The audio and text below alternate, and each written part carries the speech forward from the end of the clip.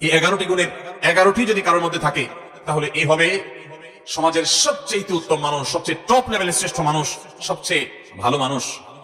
আর এই 11টি গুণ যার মধ্যে যত কম থাকবে, এই গুণগুলোর মধ্যে যত কম সংখ্যক গুণ যার মধ্যে থাকবে, সে শ্রেষ্ঠত্বের বিচারে তত বেশি পিছিয়ে।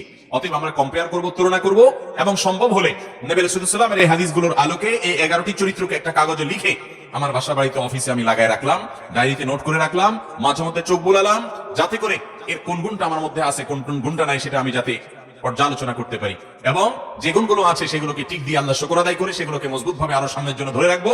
আর যে গুণগুলোর অভাব আমার মধ্যে আছে সেগুলোকে আমি টার্গেট নেব, যে এই গুণটির অভাব আমার মধ্যে আছে, তাহলে এই গুণটি আমার মধ্যে অর্জন করতে হবে। এই চ্যালেঞ্জ যদি আমরা নিতে পারি, তাহলে ভাইরা আমার, আমাদের জীবন সাধনা সার্থক হবে, সিদ্ধ হবে।